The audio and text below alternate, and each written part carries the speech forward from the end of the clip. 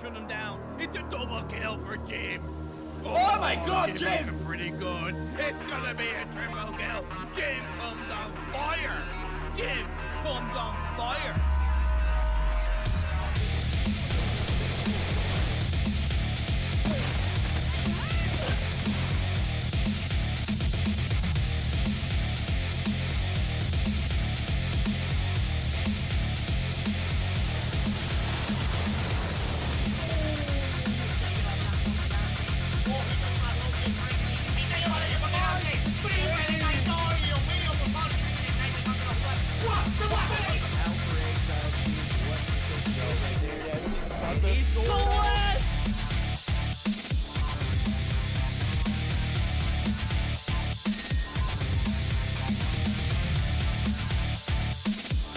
Right angle, but couldn't land the shot. The dark scope, the two-piece!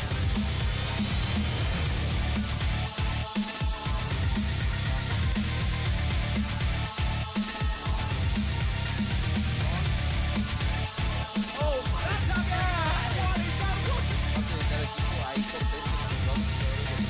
Trató de darle ese respetazo ahí consigo, una batidita y rápido se voltea y se destaque na marotagem, belo ângulo dele. For him, he's gonna be able to take out. Oh my God! Oh no! He was down to 1 second on the clock. Já pegou bala na cara do Master. O Almairinho vai tentando fazer o primeiro.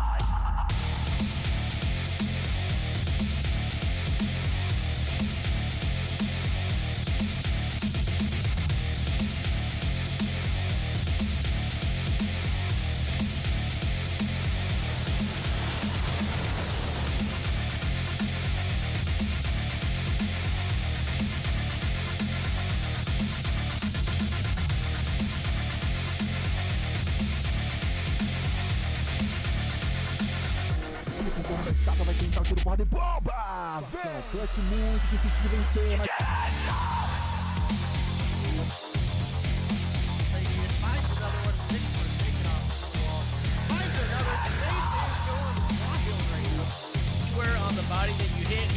scope for Apollo right there. He knows scope.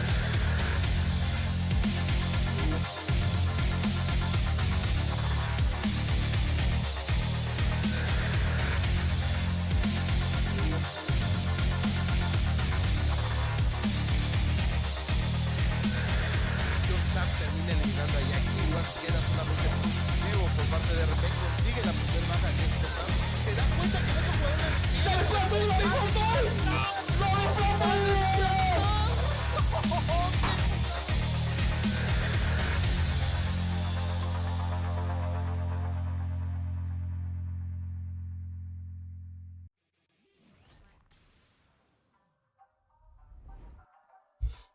Good evening, EU. We are back live for another day of Mobile Mayhem.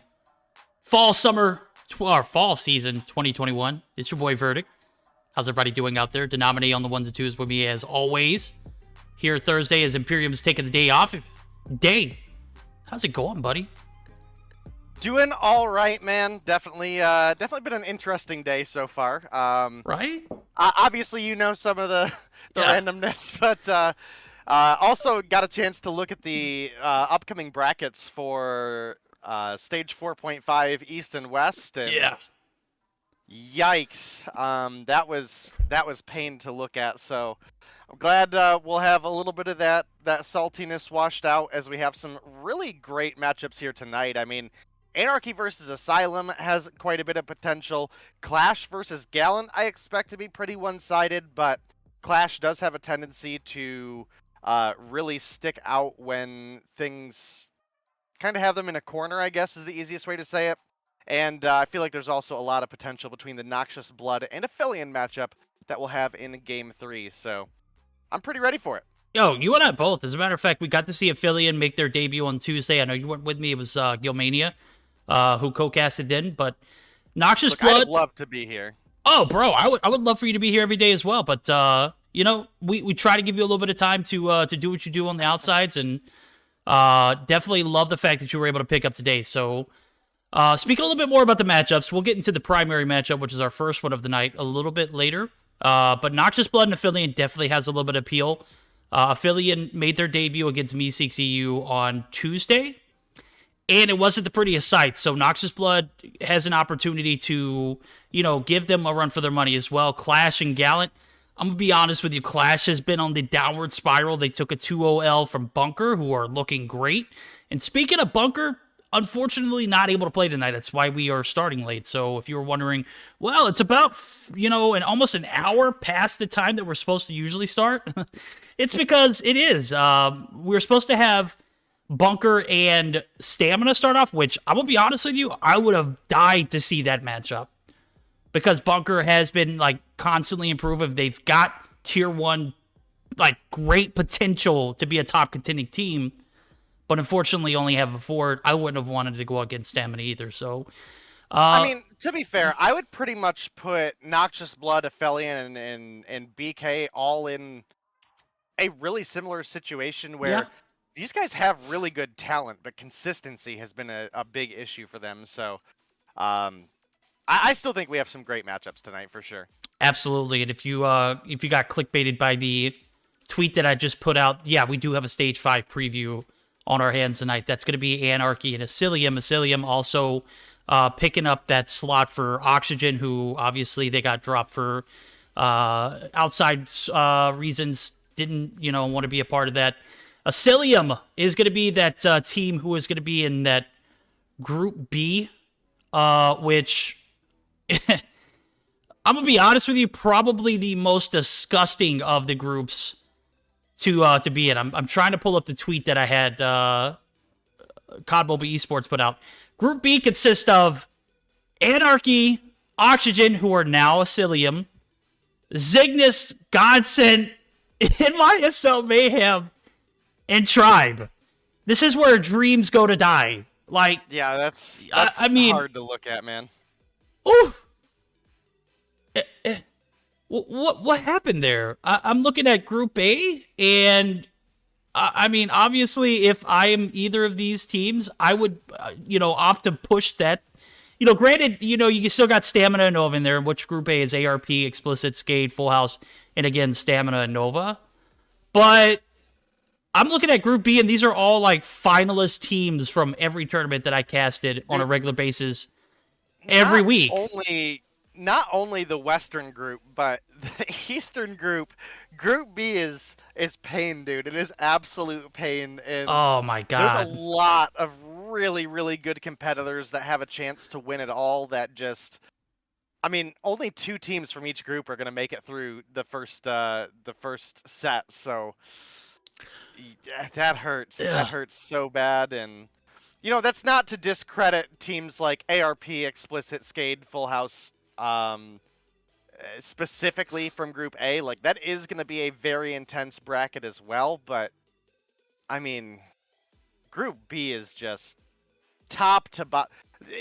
We've got Godsent labeled as LATAM 4, and I think there's a big argument that they're actually LATAM 2 and just had one bad showing. Yeah. Because overall they do tend to perform a little bit better. So like, it is a straight 6 banger match in Group B versus really I expect Group A to probably be Nova, Stamina, maybe ARP, but Explicit, Skate, and Full House. I don't feel like they fully stack up as well as the likes of Nova, Stamina, ARP. So No, definitely not. Especially when ARP's on. Nova and Stamina have been like just so dominant recently. I can't see them being in a position where they don't move on. I'm sorry. I love ARP. I love it when they are on, when they are playing as a team, when they actually show up, which I hope I know they will for stage 4.5, stage 5, whatever you guys want to call it. But well, I did talk to Jesus a little bit over the past couple days, and they're absolutely still participating in Stage 5. The reason they haven't been able to show up for MM is getting everybody on time for that event. That's understandable. So it's just yeah. It's not a stage 4 or stage 5 situation, so I don't feel bad about the whole scenario, but it's like, I'm old fashioned, man. You sign up for something, you commit to it, right? I agree. I'm that way. I can't help it. Right, so we'll give them a slide, though. We'll see how they progress. Obviously, if they are having issues with scheduling, it's going to be an issue with getting them onto practice for Stage 5. That's another concern. These are not only opportunities for them to practice in tournaments like Mobile Mayhem, but, you're getting, a month away now? And, you know what? Well, we won't speak anymore on it. What we will speak on now are the standings, which I'm taking a look at. Stamina getting that bye today due to a forfeit from Bunker Esports. They're sitting pretty nicely up top. It's 135 points. And then right below them, Nova Esports.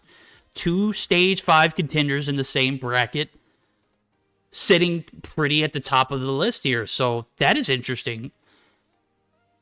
As I'm also... I just want to clarify on something I see in chat. Cloudy asked, how come AE are playing again? I thought teams were playing once a week. Teams have 2 buys through the entire season. There we go. So that is the case. They just don't have a buy today. So I think it's 2 days out of the 6 weeks total, which would be 12 games they won't play. Unless, of course, an opponent forfeits or anything like that. They might have an extra day off, but definitely have some exciting stuff going on for you guys. Absolutely. Wrapping up this leaderboard standings here. Me6EU making a surprising jump. As a matter of fact, I think they were like 7th or 6th last week. Now they're sitting at 3rd place after they earned that 20 points over Aphelion. Gallant Esports took a massive 2-0 against Asylium on Tuesday. I don't know if you were able to catch the VOD or rewatch the stream or anything like that, but that was a probably the best Search or Destroy game I ever watched between 2 teams that just absolutely dominated each other, but Asylium obviously came out on top on that, so that definitely fueled their fires. I'm taking a look at it as well. 65 points for Asylium, making their run back in. As a matter of fact, this time last week, they were sitting at 25 points. So it's going to be an interesting one now because Anarchy, who is right below them, this is the highlight match of the day. We get bangers like this on a weekly basis. Well, actually, we get them twice a week. I don't know about NA, but EU, we constantly have this great combination of teams in the lobby. Anarchy and Asylium about to duke it out, and it's not only for bragging rights this time, it's for points on the board. So, I don't know how much more exaggerated I could get with that. I've already painted the picture for Stage 5. I've already painted the picture for points here. Anarchy slowly dropping. Will they be able to pick themselves up today, Day? It is quite possible. Anarchy is one of those teams that, obviously I've been on the Anarchy train. Oh yeah, the whole time. I Yeah. mean, I hate to brag about it, but I set a lot of people on the Anarchy bandwagon. So big fans of them. Obviously, Miney, absolute GOAT for Europe. Can never sleep on that dude. And they're a team that in the middle of a season, they do all right, but they're never the flashy team, but they really pull together in a pinch. So that is a big thing for them. And as we're coming into these final couple weeks, I definitely expect them to step things up quite a bit. Well, they're definitely going to have to step things up here as we're going to get ready for our first series of the night. Taking a look at the spread here. Standoff, hardpoint, firing range, search and destroy. If it goes the distance, take off domination. Anarchy banning the Sparrow Operator as well as the Crossfire map. Asylium banning Raid and the Annihilator Operator. So, interesting picks here. Crossfire was obvious, but Raid, interesting. Maybe would have liked to see, obviously we didn't see Hackney Yard in a rotation, but, I guess that's just the luck of the draw. So, I think we are good to roll into it. I see the teams in the lobby are ready to rock and roll. Viri, Kree, Kike, Miney, and Don for Anarchy, for Asylium. Balance, Jazz, Faints, Marvel, and Shark. This is getting interesting right here as I'm waiting. I do see... Oh, got you. We just got primitive information on one of the players who are not ready right now. We won't say why, but we won't say who either. Okay, I almost said... Can we actually, Ronan, if you're here, can we open up one more spectator spot? It does look like they got your issue from earlier. Oh yeah, so like jam-packed day, right? So this is what we started the stream off with, right? So Day and I and Ronan got into a lobby earlier, waiting for the stream to start, obviously, and we were troubleshooting the emulator. And Vertex emulator, not mine. Oh yeah, Vertex troubleshooting mine, and we get into a match, and a custom 1v1. A custom 1v1, and Day gets out, he loses the match and gets banned. What the hell? Why did that get kicked out? Bro, what is going on? Ronan, you bot. I'm getting you invited right now. All right, there we go. Thank you, sir.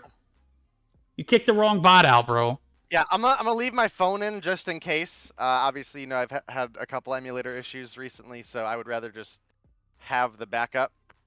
But Ronan, come on, bro.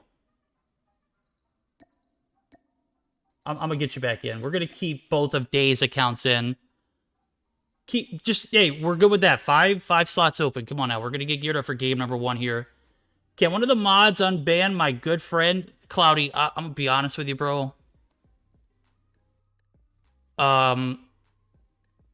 Just put it in a DM, and we'll consider it. All right.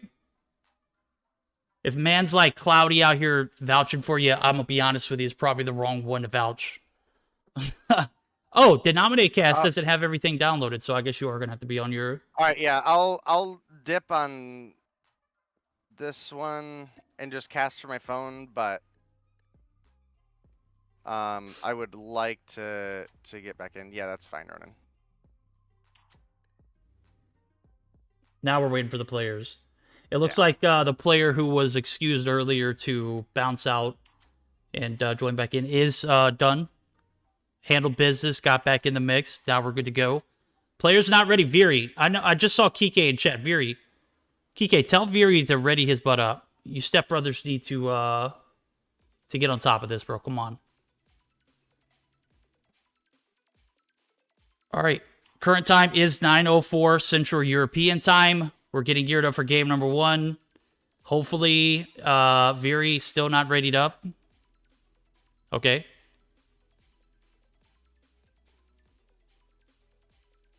All right, any rate. Also, got to give a shout out to my guy Gilmania, bro.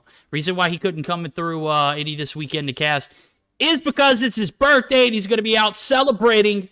Big happy birthday to Gilmania. Also, a big happy late birthday to Denominate. I wanted to wait and say it in person. I didn't want to say it, in Discord messages. It was about happy late birthday day. I know it was Tuesday, bro, but this is the first time I've actually got to sit in VC with you and announce that. So I appreciate you, and I appreciate you, Gil. It's just another day and just older. There we go. I mean, once you get past that 25 marker, that quarter life crisis. Yo, I was happy. 25, dude. My motorcycle insurance and everything went way down. Oh, we were loving it. And now it's like every year past that, it's like, okay, can we slow this down just a little bit? But here we are.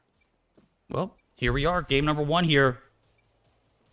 Do you have Asylium or do you have Anarchy? Going to be an interesting one. As soon as I said I was troubleshooting everything, it looks like it's a little better, but it's a little laggy still. So we'll monitor it as it goes.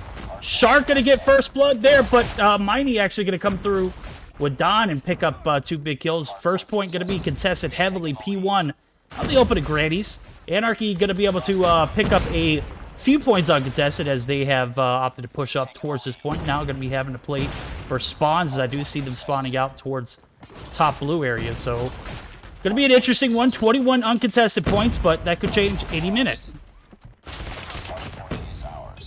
Yeah, it is a strong start for Anarchy, but obviously it is P1 on standoff, so we're really going to be looking at a P2, P3 to start taking things off for one team or another.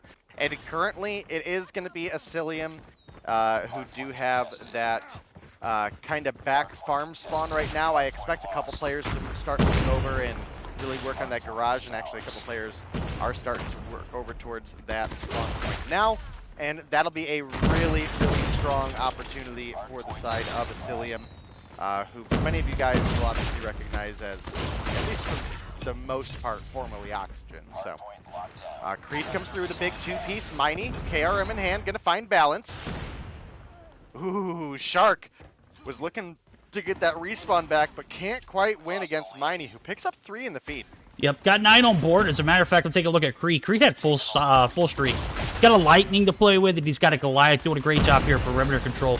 Marvel going to be another casualty as Creed racking him up 10 points, or 10 kills on board. Miney actually right there with him, so 10 kills apiece, and the guys over at Asylium looking out of order at the moment now. This is a team that took 2 from the guys over at Gallant. Right now, Anarchy flexing hard, showing why they pulled that stage 4 first place finish to book it for EU. Now is going to be looking for a clean first game. As a matter of fact, not even double digits early here for Asylium. I'm not 100% sure what's going on. Maybe Anarchy playing too well at the moment. But even with them playing this well, there's no way this game is this far out of reach for Asylium here early on. This early. 3 points in. Well, 2 points in actually. Going into P3, and you're down by 80 plus points. Yeah, definitely a great look for the side of Anarchy. And like I said, these guys through an open season typically take things a little bit more lax. Not super, it doesn't seem like they're super hard trying or coordinated. But when it comes down to a pinch, these guys really put their best foot forward, and that's a big portion of why we saw them come away with the stage 4 first place finish. So I have high hopes for Anarchy coming through the final couple weeks of Global Mayhem where the points really start to matter. Obviously, they've been sitting in that number 6 spot, so not a super comfortable position for the stage 4 champions. But right now, they're going up against, I guess Stamina is not the runner-up in Masters, but they were the runner-up in stage 4, and clearly going pretty competitively toe-to-toe right now. Absolutely. Stage, or point 4, going to be opened up for business here as the points seem to have just dissipated. The lead, actually, for the guys over at Anarchy. And with this Goliath that's in point, Creed operating, putting on a massive show early on here, earning all those streaks, is going to be able to utilize that Goliath to its fullest extent. Going to be able to make that hold last, but Creed now down to a slither of health. Balance going to be able to get up there, and kinetic armor was not banned. It was Sparrow and Annihilator, so you're going to see Goliaths get a lot more usage, and as soon as I said that, Creed did get taken down, but you know, it's a huge factor here is the retake is not going to come for free. It's not going to come easy. As a matter of fact, it may not come at all. So Asylium getting that new life in the Stage 5 opportunity, not being able to get that new life there on P4, going to call it quits there and make that rotation over to P1 resets, as I do still see 2 players still making that push in. But it's a day late and a dollar short. The damage is done. Kree going to be able to rack it up, and he's got nothing else as far as score streaks to go along with it. So this might come down to the wire here on P1, as Anarchy only need about 16 points. Yeah, very, very close to being over for the side of Anarchy. The middle of this game actually was looking pretty solid. We had a good P3 break from the side of Stamina, and it was looking for a minute like they might get a P4 break, but obviously I think it was Creed came through with the Goliath, and that was a big factor of Anarchy getting a lot of points on that P4, and now, if you're Stamina, this is still a winnable game, right? If you have a really solid P1 and Asylium. a really solid P2, this is definitely doable, but... did I say Stamina? I meant Asylium, I'm sorry. That's okay. That's the second time I got confused on that. I don't know why. None of these players are Stamina players. It's XOXO and Oxygen, but I'm just really dumb. That's okay, man. We all make mistakes. We're human. We are human. I'll tell you what, though, this P1 has been a shutout here for Asylium. They've actually managed to recover a little bit of that deficit, but, you know, with only 16 points needed for Anarchy, this will be the biggest L in the books if they aren't able to capitalize on this P2 rotation. As a matter of fact, I was spectating Don, who got a Predator missile, and I'm stuck on that Predator missile screen. P2 actually looking doable. We're going to actually jump into the VCs of the guys over at Asylium. I didn't think this matchup would get this close, but now it's a moment of opportunity for them to regain not only that deficit, but a potential win here.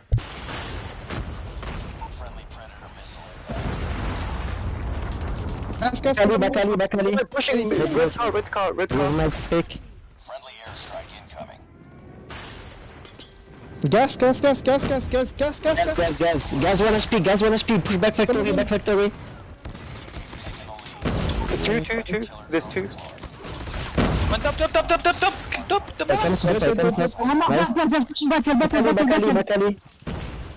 one. One more, you got this. Easy clap. Come on. Side.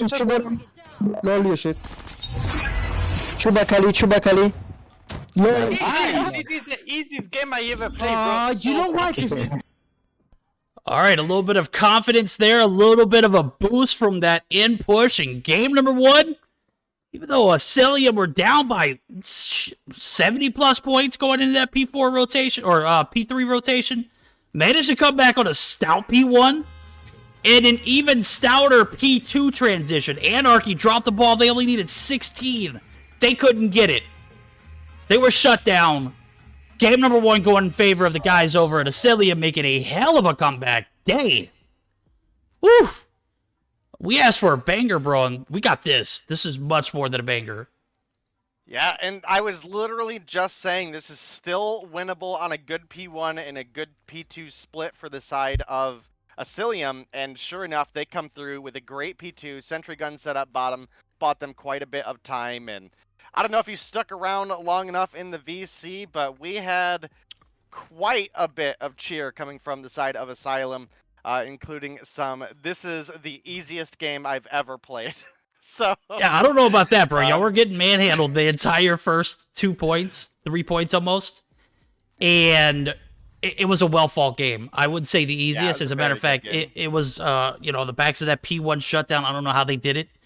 Asylium finding that energy to come through and take it to that P2 transition, and it was lights out from there. Anarchy, man, dude, they look so great going into everything. As a matter of fact, that P4 hold put them at that 134 marker.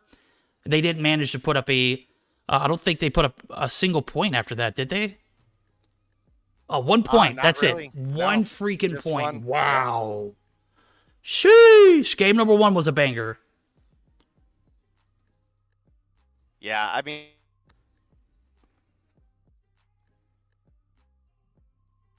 I think we might have lost day there. Yep.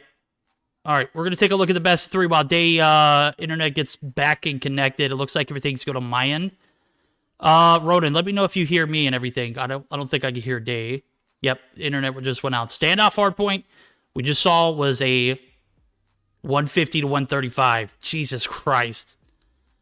Firing range search and destroy is going to be the game 2 decider as Anarchy going to be able to take it to game 3. We saw the lead, massive coming into that P1 reset. Only needed about 16 points, and dang, bro, that was devastating. Anarchy. What happened, bro?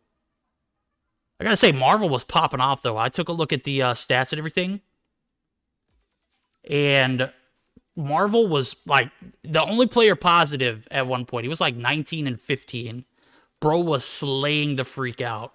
Flower coming through with the subscription. I appreciate you for subscribing, Flower. Absolutely A1. You didn't send notifications? I did send notifications. I thought. No, yeah, I did. I did already send noties. You got noties turned off there. Not physics. Turn those noties on. Make sure you got noties on for both YouTube and for Trovo, because when I go live for Mobile Mayhem, I've got both on, so.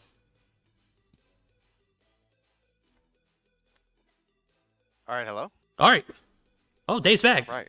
GG's. Yeah. That was quick. All of my stuff just, for some reason, is just crashing if I try to run an emulator right now, so. Bruh. Don't know, but it's fine. We have our phone, so. Here we go. Turn that emulator off. All good to go. Yeah. Yeah. All right, we saw the devastation in game 1. Obviously, Anarchy dropped the ball big time. Only picked up 1 point on the back of those two P1 and P2 transitions, and now they're gonna have to bounce back on a firing range search or destroy. This is gonna be a tough one to say the least. They're gonna need a coordinated effort. They're gonna need to have a dominant performance, and then they're gonna cap it off with a takeoff domination. This is gonna be an absolutely disgusting game 2 and 3 if we see it. So this is the kind of energy that Asylium brings to the table, though. So if you didn't check out Tuesday's stream, I'll give you a recap. The hardpoint was well fought, both teams. Asylium just absolutely played it a little better towards the end. As a matter of fact, the P4 rotation from takeoff to P1, all Asylium. Now, the search and destroy was, I can't remember what map it was, but it went to around 11. Maybe it was a firing range. Ooh, this is going to be a tough one for Anarchy if it was. It went to around 11, and the round 11 was gross. It was a 4-1 end at the end. It was a 4v1. Asylium step up to the plate. They delivered big time on that round 11 and absolutely dominated Gallant, who I haven't seen been dominated ever. I've never seen them been dominated like that ever in Mobile Mayhem or any other tournament. Purge, the likes. As a matter of fact, this is the same team that went to a second best of 5 against Nova in the Purge series. So, all right, we're going to give Day a little bit of time to recover before we jump into this next series, or next game, rather. Search and destroy firing range. Oh, my phone's still good to go. I'm just working on getting you an OBS Ninja back. Oh, appreciate that. There we go. Yeah. Okay, thoughts. What are your thoughts going into this search? Well, I mean, Anarchy played a great first half of that game, but Asylium played an even better second half, right? Correct. So that's the biggest factor of what happened in that hard point. As you mentioned, I don't know if calling that the easiest game of my life is the right call when you only won by 15 points. But that I call cap there. Yeah, that was. Yeah, we gotta definitely say there is some shade there, but not really an accurate statement. But as we get into the search and destroy, I do gotta say I firmly believe that Asylium has a little bit more solid of a sniping lineup with the likes of having Marvel here. This kid is crack. You throw feints on top of that, and I think they actually have a pretty sizable advantage. And speaking of feints, finds first blood on Veer, and that's going to be a big opening for the side of Asylium here. And you can see they're starting to take advantage of that pick, pushing on up to A. Likely, with the positioning, they're going to get a quick bomb plant, and that's going to force the remaining three two members of Anarchy to be in a really tough situation that man, I just don't know. I don't know if it's comebackable at this point. Well, Creed and Don have other plans. They find two of their own, Marvel and Shark dropping. I do see Fates on the backside of Spawn here, looking for the push out from Wood. He's not going to get it initially. Creed actually going to play for a reposition. Is anticipating, but is not going to expect. Oh, Fates misses the first shot, the easy one. Creed makes it even, and now the tables have turned. Donlai finds one as well on Jazz. Balance going to give away his location. It's a 2v1. What was a 2v5 is now a 2v1 in favor of Anarchy. Don going to push up. Is not going to see Balance initially. Is going to anticipate the push. Creed is going to be able to get the bomb defused. No, he's not. Balance picks up the 1v2. Oh my God, what a tie. What a shift of emotions right there. How much time do they have left? Like seconds. Like 2 seconds. So very, very close. Balance able to clutch things up, and what was almost a fantastic 2v5 comeback from Creed and Donlai. Just, unfortunately, I feel like Donlai misplayed that a little bit. He could have played the head glitch on the bomb. They knew that he pushed up into trailer, so he could have played that head glitch, could have been ready to go, but instead went to challenge in the doorway, lost. Creed thought he was going to get the bomb defuse off in time, maybe wins that gun challenge since Balance was quite low, but runs the risk of not being able to defuse there, so he sticks it, isn't able to get it off on time, and a big round comes through for Asylium. And speaking of big rounds for Asylium, it's a 1v5. It is. It happened so quickly. Don gonna be left on his own here. We saw how devastating. Those are rounds that literally make or break a game, and unfortunately, Fate's gonna find Don there. Unfortunately, the 2v5 wasn't... it was supposed to be, but it wasn't. Balance played that so well. I gotta give it to you, though. When you mentioned Don making that push towards the door frame, he should have absolutely been covering that bomb head glitch. As a matter of fact, he could have suppressed fire. He didn't even need to kill Balance there. Just put a little bit of shots on him to make him fall back, right? That, unfortunately, was not the case. And, you know, 1-round blunder, which could have been a miracle round, now looking in a 2-0 scenario. Anarchy already in a hole. Can they recover, though? Asylium playing pretty darn perfectly right now. As a matter of fact, last round was almost flawless. As we saw, Don... Well, it was flawless, actually. Don didn't pick up that any kill towards the end, so... We got to stand still here on this A-long area. Round 3. This game is sweaty as all get out. First round, an absolute banger. Round 2, dominant performance from Asylium. Now we're going to see this push towards the A site. And that is going to be Viri there to collect. Viri is actually going to lose Kike as Fates finds the shots to land. Viri sniping. I don't think I've ever seen him snipe before, but an interesting rotation. No kills on the board yet. What could make an impact as I say that Creed finds one. Creed has been on point today. Can he continue that domination, though? Yeah, very, very strong player, and you know, you can definitely never count him out. Faints now left in a 1v3, looking pretty doable as he picks up Veer. It's now a 1 versus 2, and you know, Miney and Donlai aren't really going to be filling into the sniper talent role, so a couple good shots coming out of Faints could absolutely clutch this up, especially against Miney, who, if you get challenged in the close range, I mean, it's about 50-50 which way it could go. You look at the KRM, you look at the DLQ, and obviously a quick scope is going to be just as potent as an up-close and personal shotgun round, but... Woo! My goodness, God. Faints. Wow. How, though? Yeah, why run a sniper primary if you have the shorty? Enemy has dropped the bomb. Big ball drop there by Anarchy. 3 rounds in a row here for Asylium, who are looking so dynamic here on the Search and Destroy. They're keeping that same energy from that second half hardpoint, that P1 rotation and on. I don't see...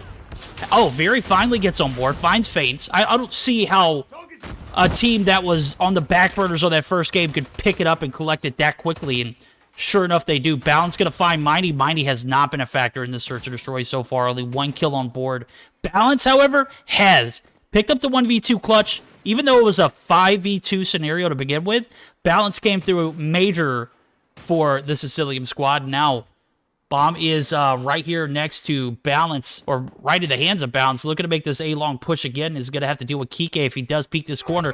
Shots are going to come through. Marvel is going to be taking down Balance. And Shark are both in danger, but Shark is going to be able to stay alive. And yet again, out of play. Maybe a little bit of an overextension is going to leave Don in a 1v3. But Don finding Jazz could even things up.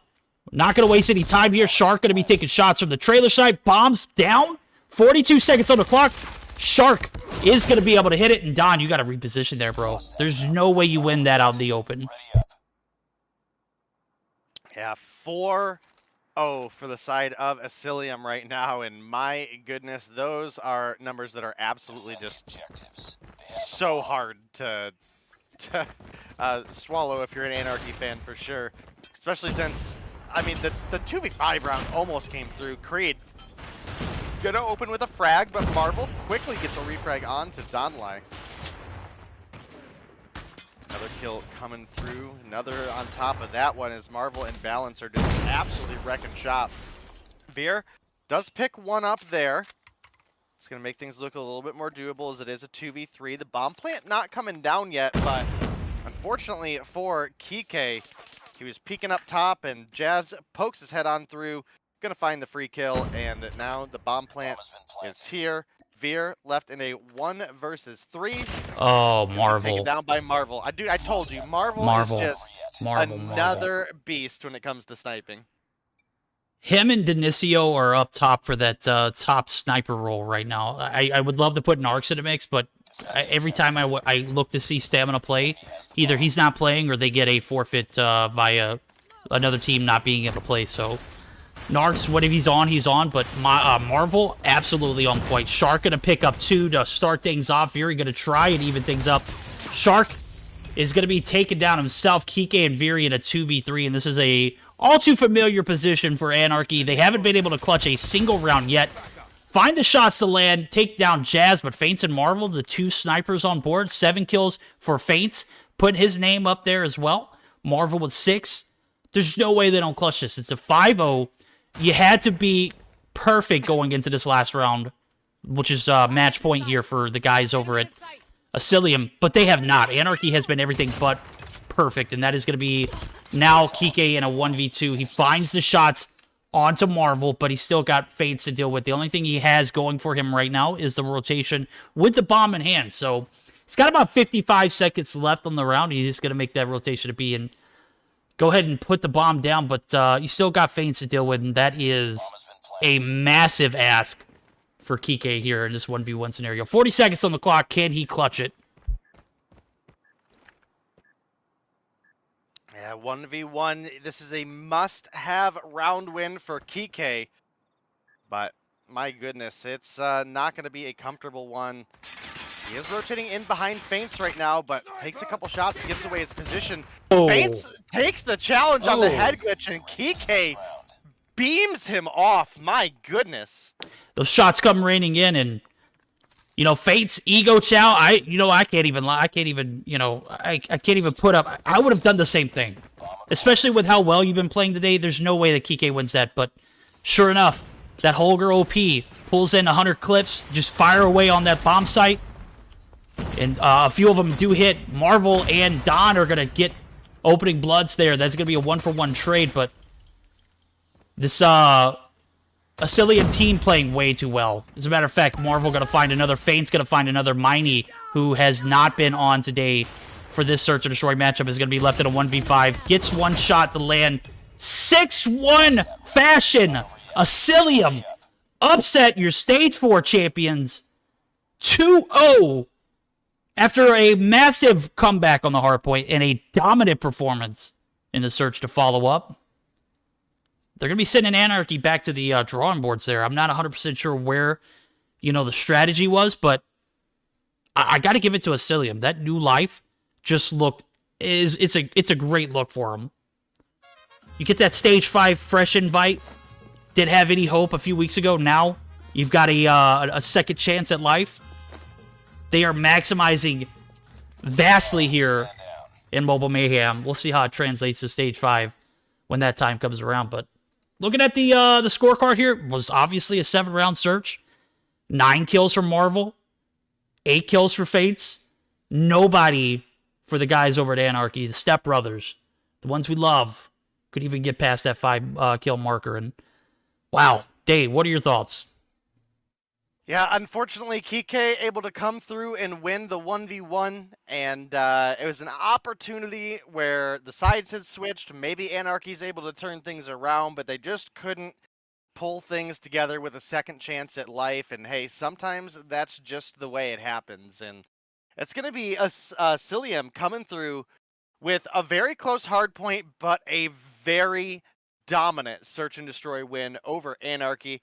As you mentioned, the Stage 4 champions, who we expect to perform a little bit better than they did here today. So, big shout out to Marvel, absolute cracked madman with a sniper in his hands, comes through with 9 kills on the board, Faints as well with 8, and even Jazz clutching things up big, 7 kills on the board there. So, just an overall great game for the side of Asylium, and Anarchy still have quite a bit to work on.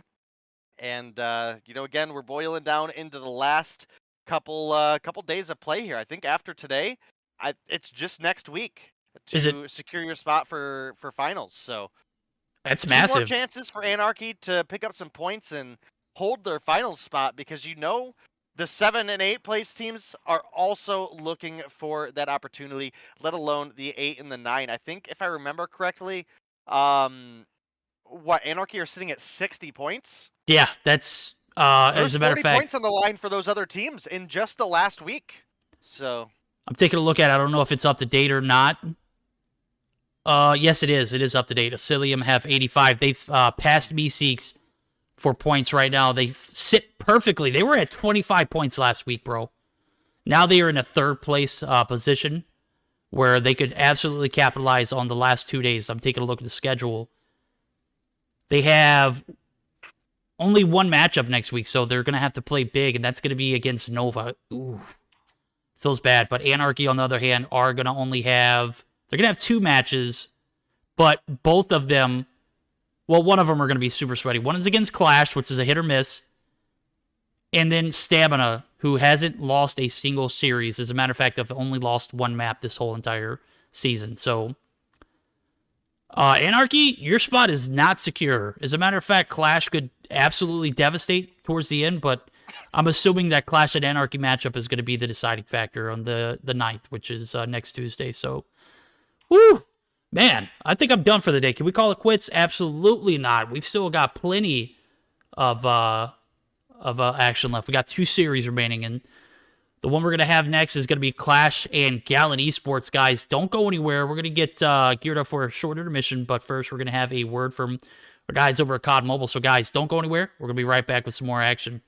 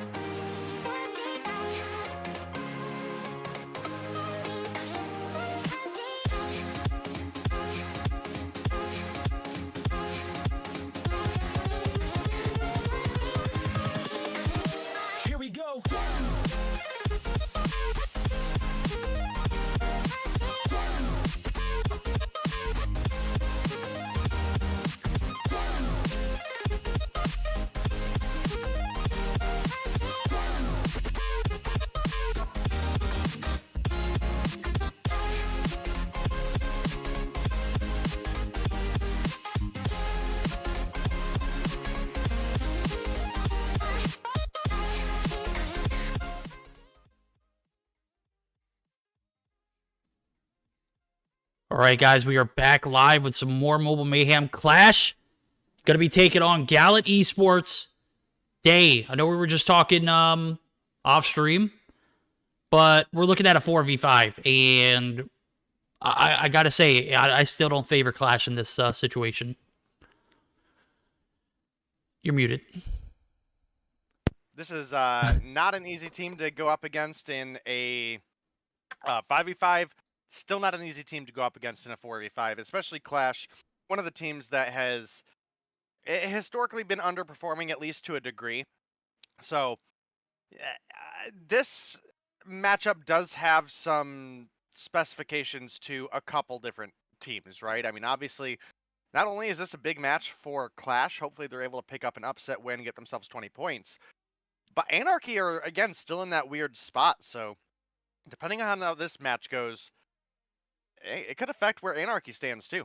Oh, you're absolutely right. That's heavily implicated here in the final 3 days of this season, guys. Man, this season's already came and gone that quickly. Jesus. Anarchy with 60 points, Qlash with 45. I still favor the guys over at Gallant for this series, but anything can happen. So we're gonna see how this best of 3 looks as I get it pulled up. Summit Hardpoint, firing range, search or destroy, and to cap it off, a raid domination. That is a decent best of 3, if I can't, say so myself. Qlash gonna ban Hackney Yard as well as the kinetic armor operator. Gallant Esports gonna be banning Crossfire as well as the Sparrow operator. So best of 3 is unfolded. You guys ready to rock and roll? I am.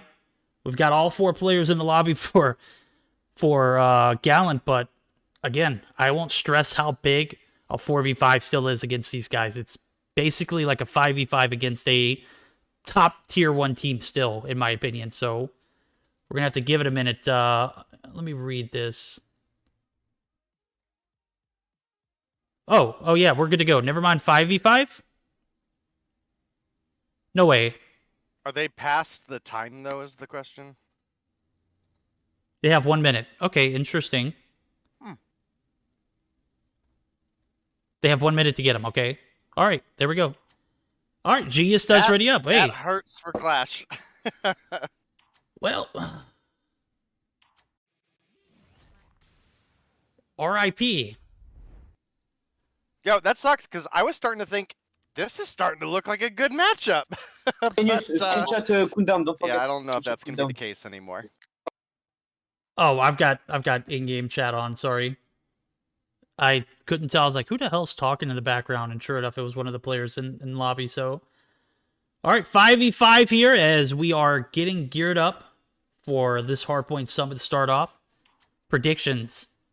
I'm going to be honest with you. Gallant is on a slow downward spiral, right? They took the 2-0 L against Asylium, which was not a fluke, obviously, because Asylium came through in 2-0 Stage 4 champions and Anarchy.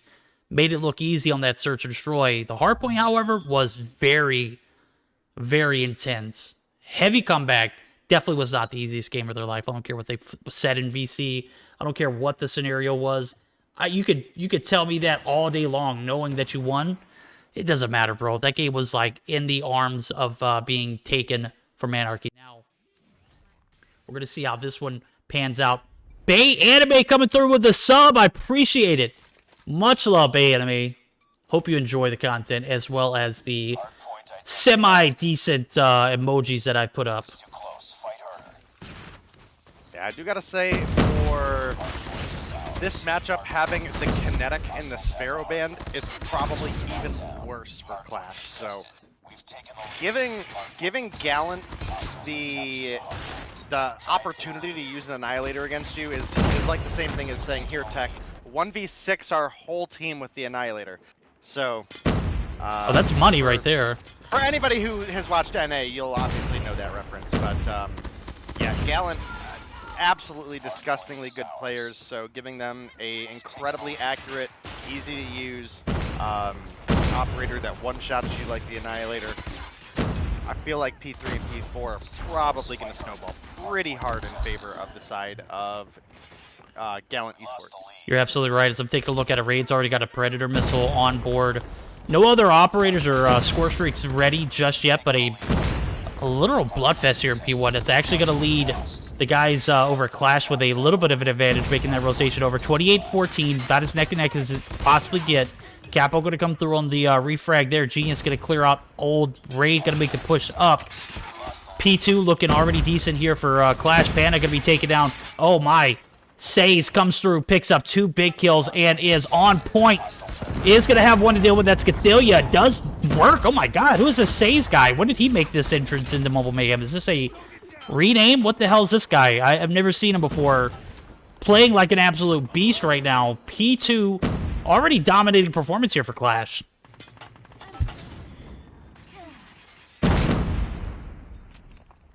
And I gotta say, this is looking like the Qlash team that I saw at the beginning of the season. They came through, they sweated early on, picked up a few good points, and have an opportunity to make a playoff run. Granted, Anarchy don't shut that down, but with the way that they're playing right now, I don't know. I can't really make a say. 49-23, not exactly where I expected the Gallant team to be in a deficit at. And we were making comments about how well the Annihilator usage was for them. We're actually going to see Raid potentially pull his out here. No, he is going to hold it.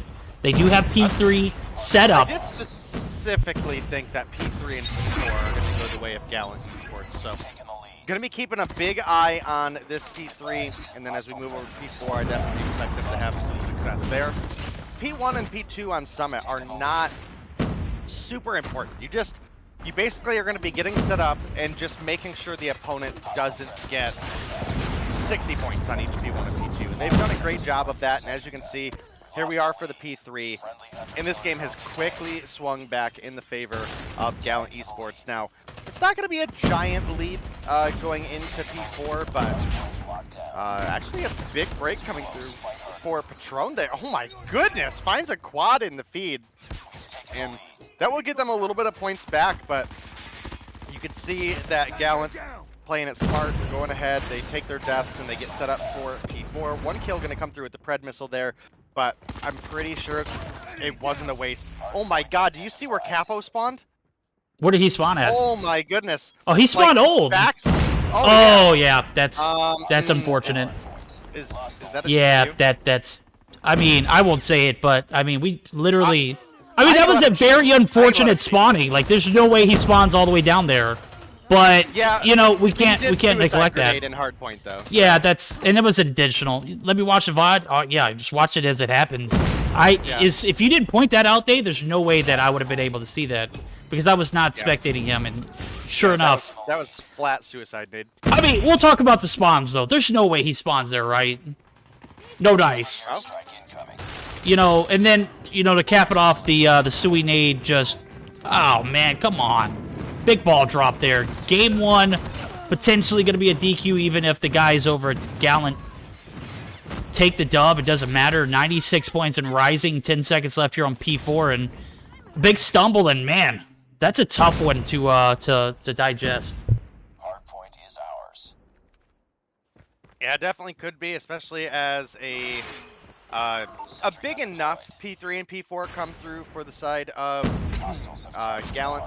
They're able to take the lead back and have about a 30-point lead and have gotten themselves pretty decently set up for P1 as well, but you also have to credit that there is a sentry gun from the side of Qlash sitting up top, so it does limit the amount of rotation distance that the side of Gallant can make, but it is, I don't know, it's a very close game right now. I gotta say, Qlash are doing way better than I anticipated. And you know what? As you're saying that, that's going to give us an ample opportunity to go ahead and join into the Qlash VCs as they are on a decent spree here, but a little bit of contesting. So, Qlash, listen in. Bear with us. Capture the hardpoint.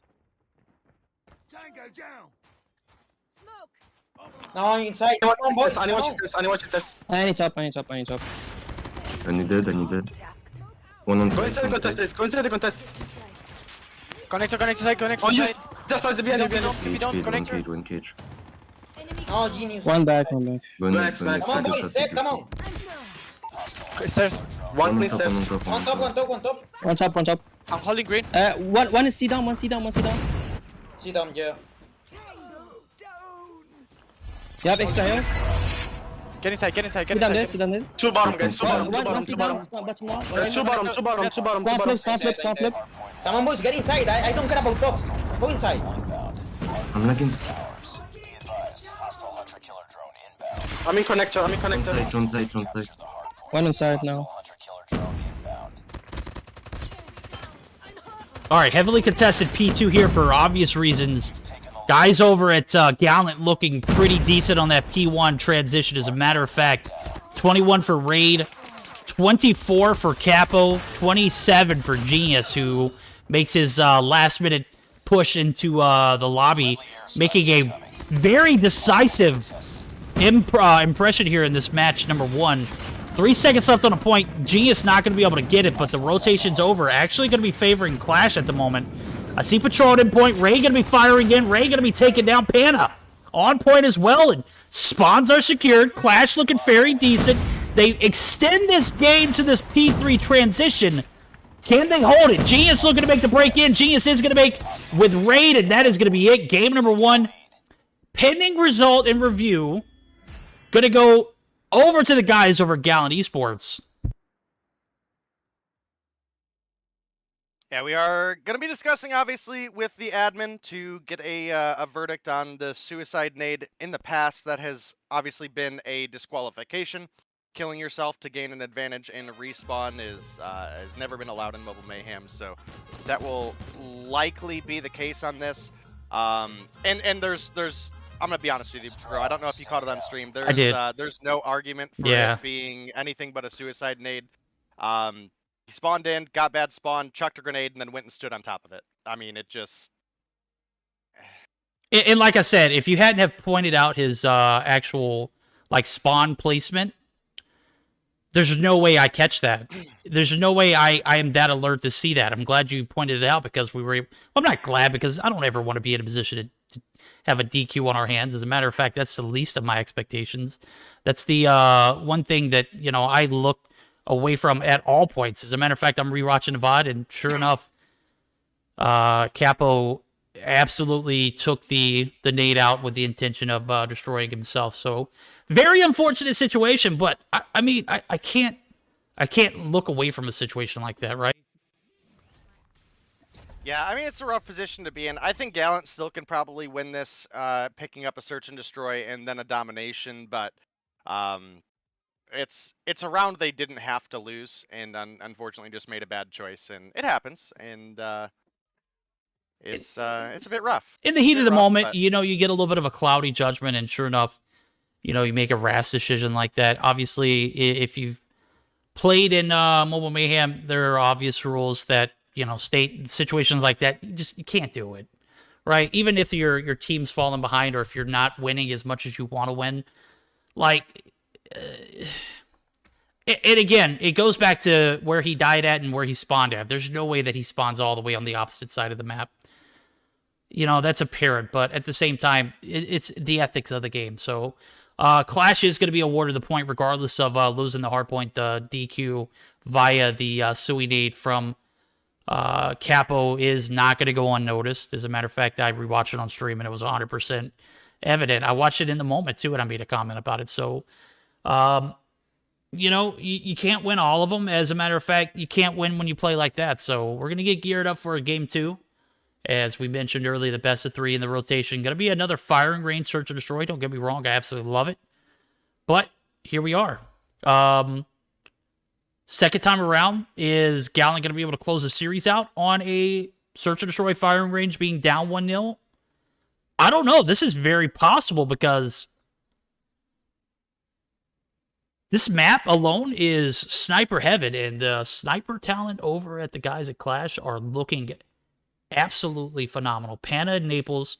Obviously, Naples has been playing a little bit more of an SMG role here recently. Interesting to see what he plays with this game. And then Says makes the debut for Mobile Mayhem for Qlash series. He popped off, bro. He had some pretty decent numbers early on. As a matter of fact, I was spectating him a little bit. I was very impressed. Big pickup for the guys over at Qlash. So, don't know if that's a staple piece or move. As I did see, Qlash actually did pick up another player from Meeseeks over the weekend. They did pick over the couple days. It was Denisio, who I mentioned earlier on stream as being one of those top sniper talents. How much more sniper talent do you need, Qlash? Bro, Denisio, absolutely major, one of my favorite players to watch, and he's trialing for them. I think he's confirmed, but is going to continue the season out for Mobile Mayhem with Meeseeks. So we're going to go ahead and get started up for Game 2 predictions. Dave, We see the fragging ability from Qlash. It's on point. But again, we can't discount this, Gallant Esports roster, right? Yeah, and Gallant is very good at search, and that's why I thought initially this was going to be a 2-0. And we did theoretically have Gallant come through and win the hardpoint too, which is what I expected. But yeah, it's just been it's been a rough situation. Obviously, we don't want to see a team win, whether the suicide nade had actually anything to do with the win. That's up for debate, obviously, right? Yeah, but the fact is, it happened. We're gonna move on. I fully expect Gallant to still come through and win the search and destroy.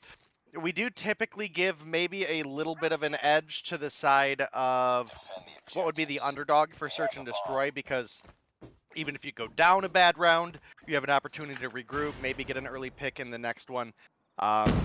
So there are definitely some things there, especially with Patron coming through, picking up Genius. First blood with the frag there.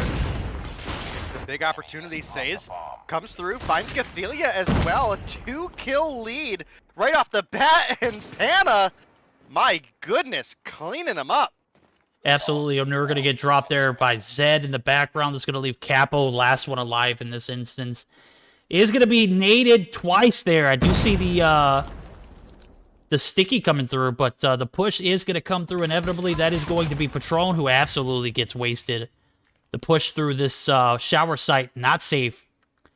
And I do believe that was the only one-man push that they're going to send. They're going to hold their P's and Q's here with about 60 seconds left. All they got to do is play time. As a matter of fact, they've got control of the bomb. That's going to be held by Naples and Panna, who's inside trailer. Two big sniper presences. On point now. Capo going to be left at a weird 1v5 scenario. He did find one in Patron, but it's possibly not going to happen. Yeah, I mean, this would be a ginormous 4v1. It's only got about 30 seconds left on the clock, so that's a big factor to attribute as well, because Bomb is not down in a comfortable spot, and you can see that he doesn't even have safe passage on a long rotation, as you have several players from the side of Qlash getting set up around the board. He's going to pick up one, but that is going to give away his position, and now he's getting collapsed on from behind, and Zed going to come through, picks up the free kill there. 1 round lead for the side of Qlash. And if they can continue to find first bloods the way they did that round, they could close it out theoretically in a 2-0 victory. You know what? I'm going to make a note of that. As much as I like that statement, it could very well be the case. But I got to note that Onor was actually AFK. He disconnected and reconnected earlier on in that round too. So Onor being a massive S&D player, as a matter of fact, him and Raid combined for those top frag spots often. Capo or Gathelia actually going to be taking some heat here as the push comes through from trailer.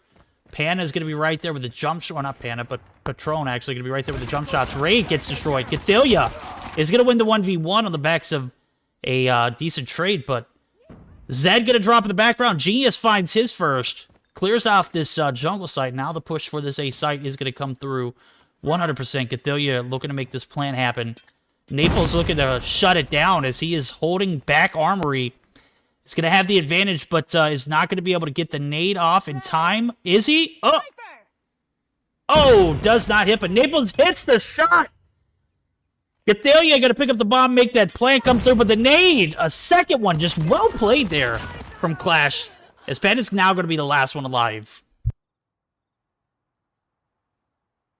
Yeah, definitely a big round for Naples there, but fortunately for Qlash, left in a 1v2, and Panna gonna pick up one, or I guess it was technically a 1v3. I miscounted there. But Didn't see Genius. His profile picture is black and white, so it kind of... Yeah. Yeah, that got me a little bit there, but Gathelia gonna go ahead and get the bomb plan. It's now a 1 versus 2.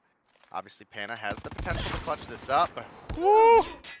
Almost makes it out alive, but the combo of Genius playing his doubles well there is able to come through and secure the win with Gathelia.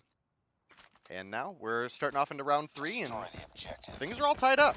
Yeah, and I don't know if 100% that was Onur's presence or not, but let's just keep it in mind. When you have a player who you're expecting to make a push with is AFK, it kind of hinders things, but Nah, they're washed, bro. Oh, they're washed. Absolutely, bro. Get him out of here. All right, Qlash. 1-0 lead in the series. 1-1 tie here in the search. As I'm on board with Patron, this MX9 build was absolutely crucial in Game 1. Is going to be a factor here in Game 2. Capo going to be making the rotations over as he fires one shot and repositions. Capo not going to be able to spot anybody, but Genius does. Genius finds first blood for the team and for the lobby. That's going to be against Zed. Zed put up some decent numbers of round 1, but hasn't been doing much here after that first round, so... Says, however, finds his second. That's Raid. Raid, a player who I expect to top frag every game, regardless of what's going on. Also having a hindering performance. 0-3 at the moment. Yeah, right now it is a 1-for-1 trade. Very, very doable for either of these teams to pull away with a lead, but it does look like we have Raid reconnecting there. And we're still on the first half, so it is still going to be a Gallant offense. So they do at least have the ability to dictate a little bit of the flow of the game. You can see Capo rotating in. Shorty, pretty OP, not that OP anymore. Oh, but, Naples. Naples comes through at 2. Onur finds one refrag that at least brings things to a 3 versus 2. Somehow makes it away, not one. Oh, okay.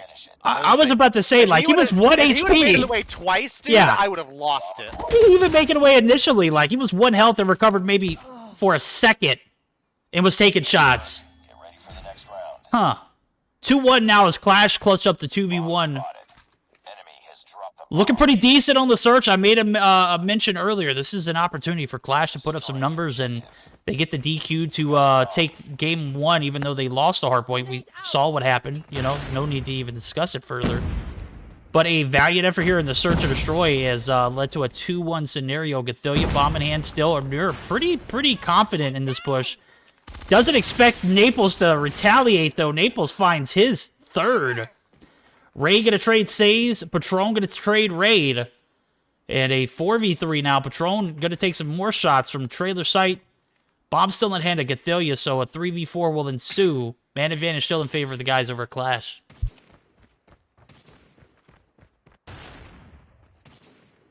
Yeah, Capo looking for a wall bang there. Can't quite find the shot to connect. So it's not going to be a pick coming through.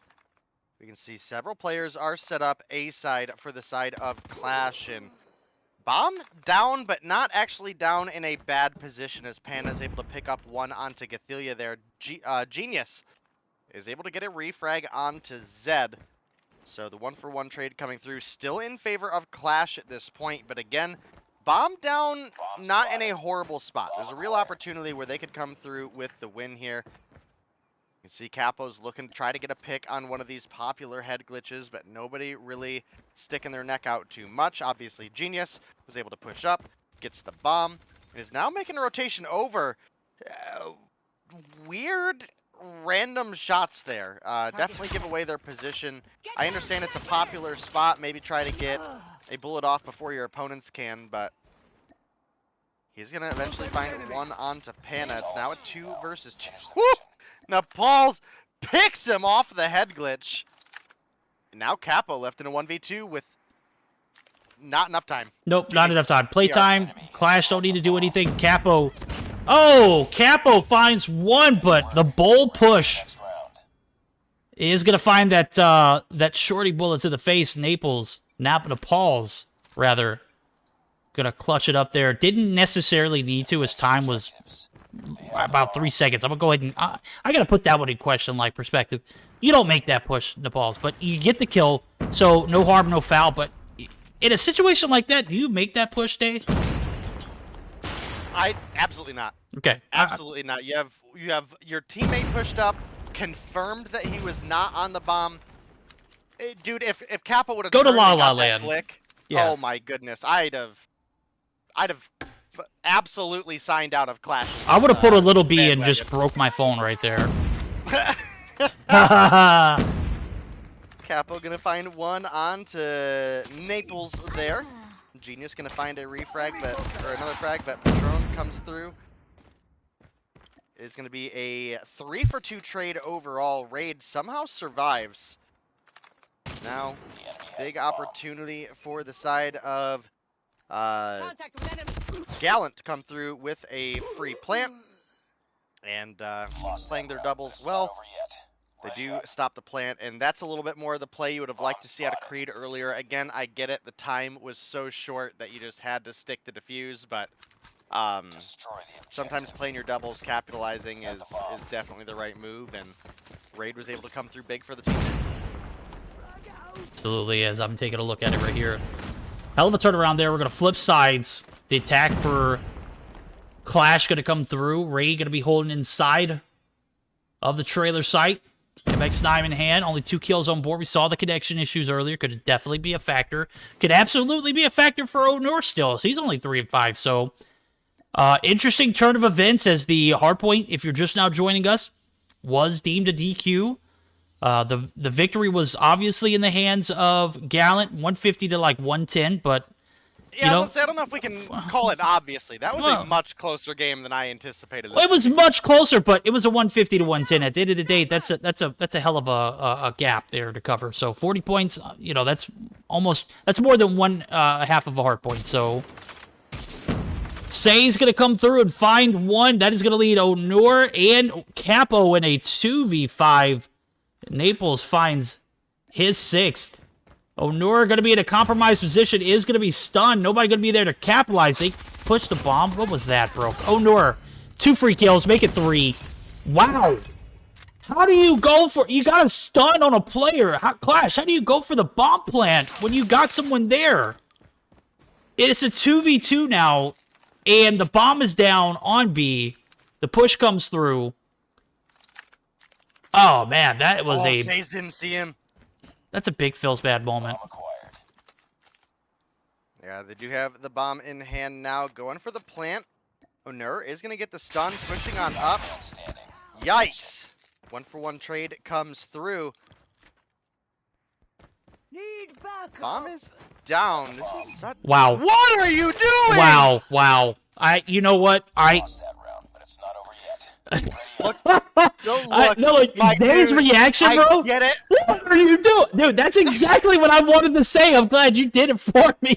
Says, you got to have a little bit more awareness there. You know your homie just got taken out at the bomb site. If he's not behind you, he's in front of you. You know he's not behind you because he would have heard sound. He's nowhere in sight. That was a big ball dropped and a little bit of discouragement here from this Qlash team. Still need to have a little bit more time to work things out there. Was that Gathelia? Gathelia comes through, takes down Says, an aggressive push, and now we're going to see what Gallant does best, and that's capitalize on, poor decision-making. Genius going to be able to push up. Look, I get it. Qlash didn't have the time to go for the plant, to not go for the plant, but at that point, your teammate was killed. You know the direction they were killed from. You know which direction they're going to be hanging out. You have to take that gunfight. You have to, and right now, we're sitting in a 3v3, which could, if you win your gunfight, have been a 4v2. So, I don't know, man. I hope Qlash gets it together. Does look like the bomb plant's gonna come through. Yo, push it, Patrol! What are you doing? He got it. Okay. Yeah. Well played time, though. Escaped out of the front side of trailer, re-pushed it, and I didn't think he was gonna have enough time to make it back over there. Genius. I would have done the exact same thing. I would have went full on for the push for the bomb defuse. Well played by both. Obviously, Genius didn't have a move after that. He committed to the bomb push, or defuse.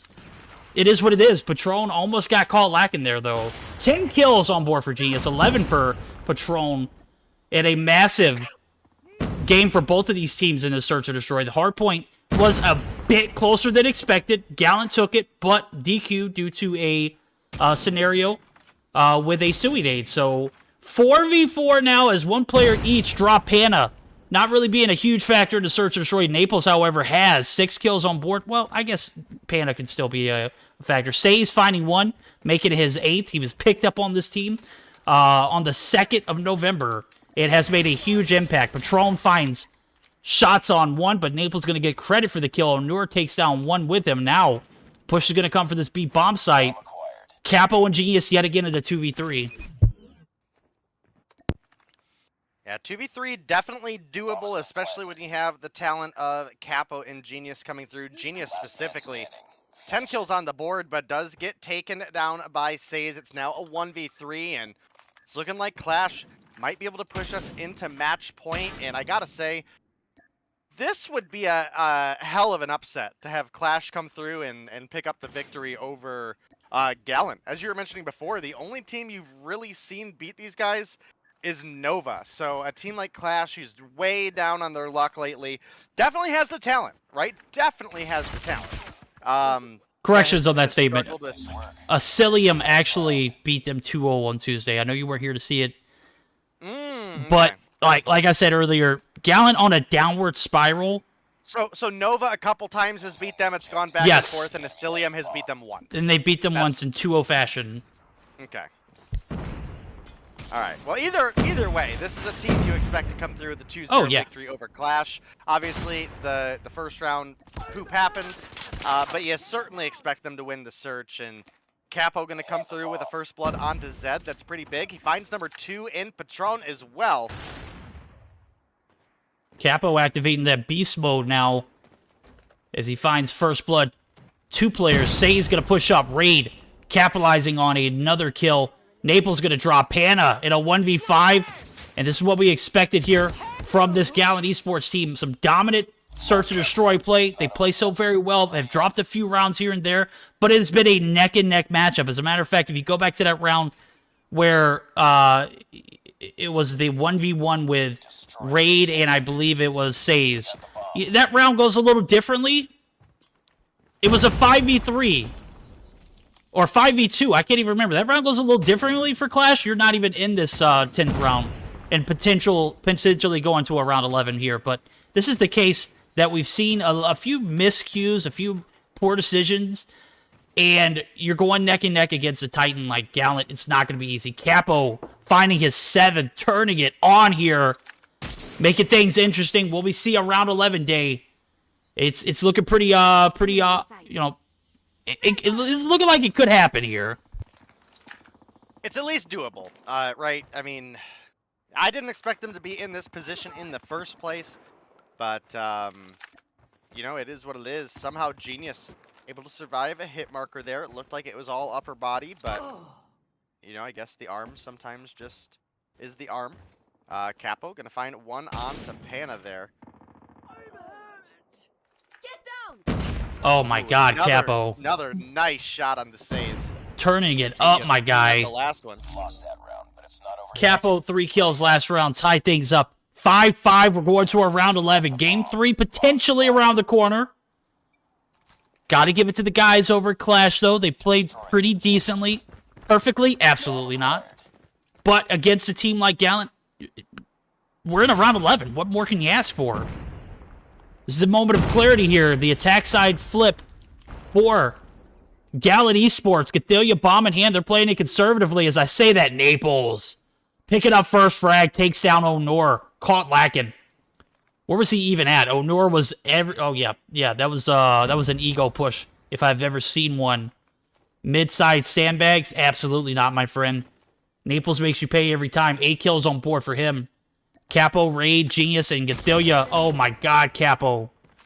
Getting the revenge from Onur dropping earlier. It's a 4v4. Yeah, looking for one in the doorway. Can't quite find the shot to line up. It's a 1-for-1 trade so far in this round 11.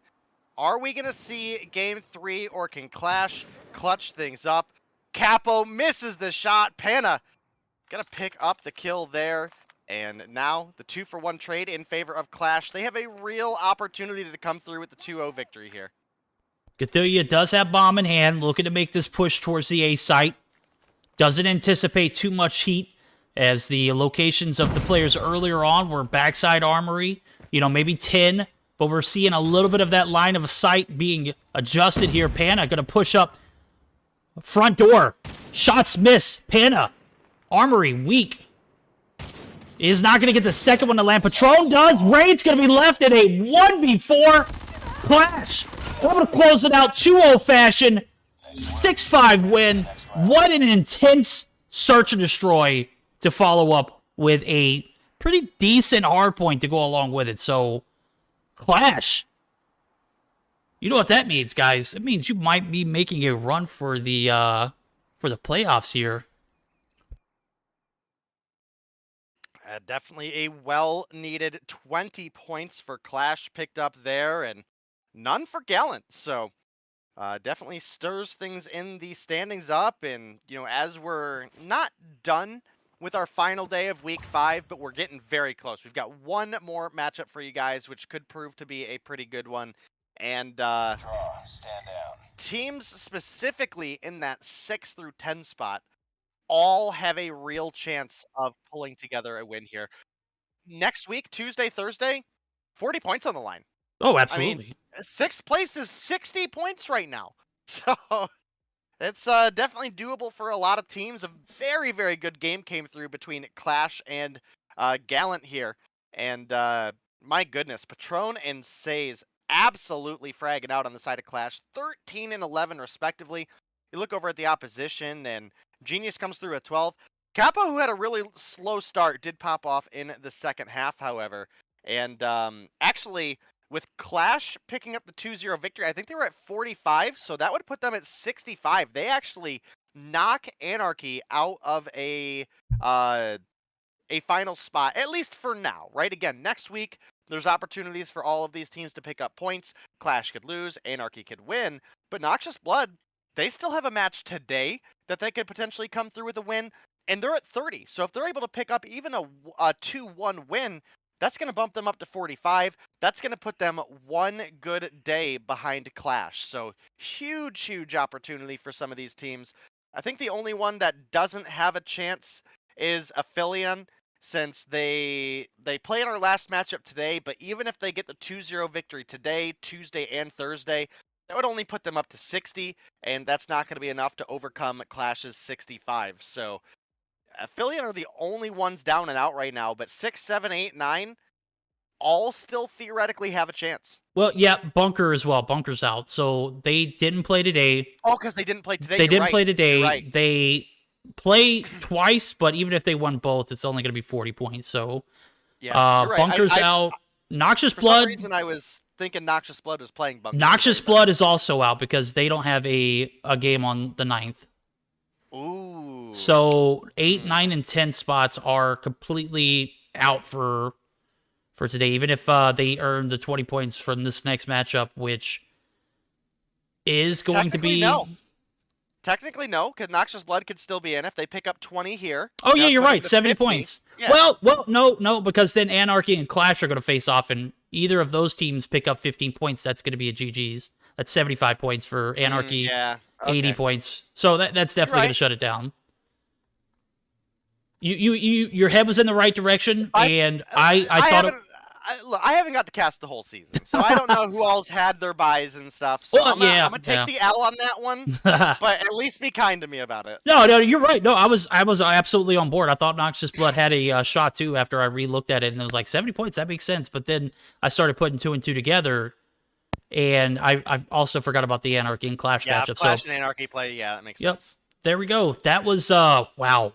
Qlash putting up 20 points of their own there. They looking pretty decent there. Got the 2-0 over Gallant, who are now in 5th place. Interesting turn of events, man. This has been a roller coaster ride, to say the least. I said this season was going to be the best. Like I said last season was still the best. This season is still the best too. So we continue to get better and better in the CU scene. I hope you guys enjoy it. Obviously, not a lot of you out there, but the ones that are, we love you. Much love from the boy Verdict and Day. We're going to get geared up for our last and final series of the night. It's going to be Noxious Blood and Aphelion. Don't go anywhere, as we're going to have some more action right around the corner.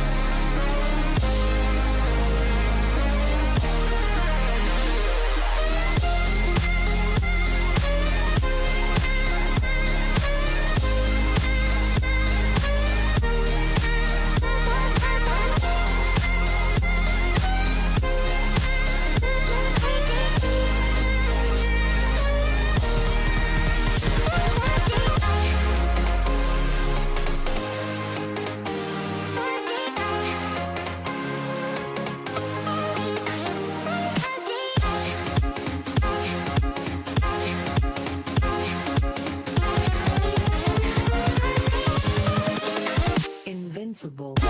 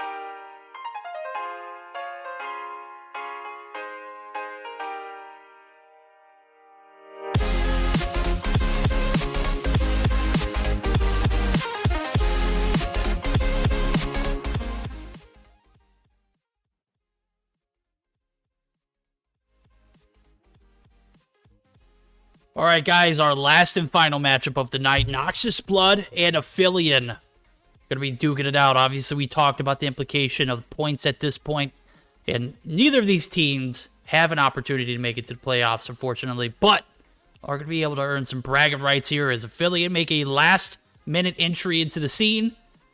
Definitely something to look forward to in the future, though. So, Day, I don't think you got the chance to watch the Aphelion last Tuesday, or this past Tuesday, but showed a bit of struggling in the earlier on. You know, obviously have a lot to work on. That was actually the one game that I did catch. That's tough. So yeah, that's why I made the comment at the beginning. I think this matchup has some potential to be good, just because I think both of these teams do have a real talented lineup that just struggles with individual consistency, struggles with teamwork, things of that nature. So we will see as this game goes on who's going to come out on top, but there's a real opportunity. This one could be a Game 3 potential. Oh, you're absolutely right. As I'm taking a look at a raid hardpoint is where we're going to start things out. Summit, Search and Destroy. Ooh. And then following it off with a standoff domination. Best of 3 on point. I'm kind of digging the Summit, Search and Destroy. I don't like it. Well, you know what? I've actually grown to like Summit for every game mode now that I've seen Domination, Hackney Yard, and I've, seen, other maps that are just complete trash. I've grown to appreciate Summit. So Hackney Yard was banned by Noxious Blood, Kinetic Armor, Operator as well, Aphelion opting to ban Takeoff. Those are the 2 maps in question there, as well as the Annihilator being banned too. So we are good to roll on to this next series. I'm going to be surprised if Noxious Blood doesn't take it. If we do go to that Game 3, it's a fair map to play it on, so...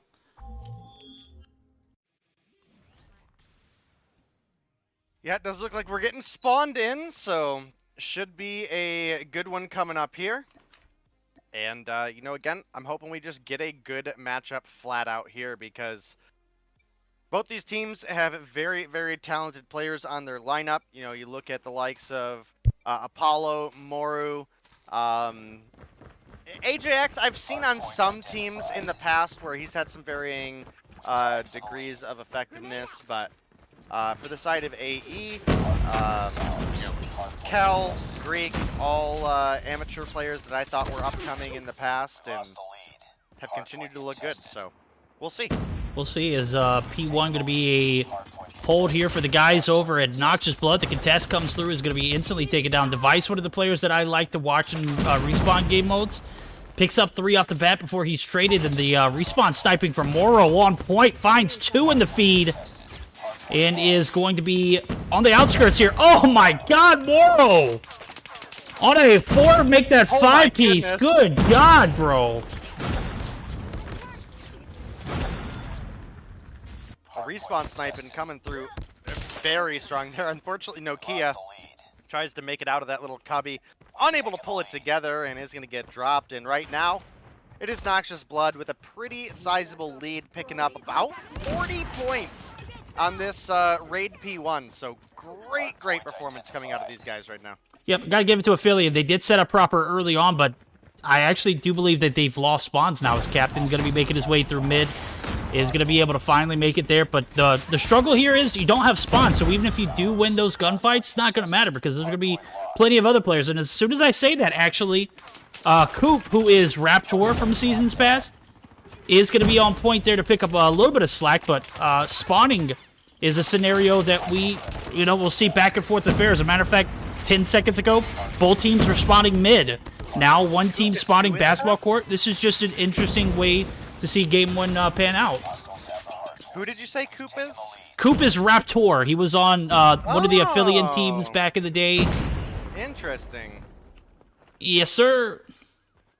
Well, that's good to know. That's another player I now know on the AE side that I know had some talent.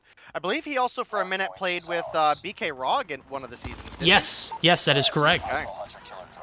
Yeah, definitely another really big talent to put on the team there, and as we do have a 37-point lead for the side of Noxious Blood off the start here. We've got a very good garage setup for the side of AE, and this typically speaking ends up being the money hill. You can see a little bit of the TAC-5 versus the Kinetic coming through there.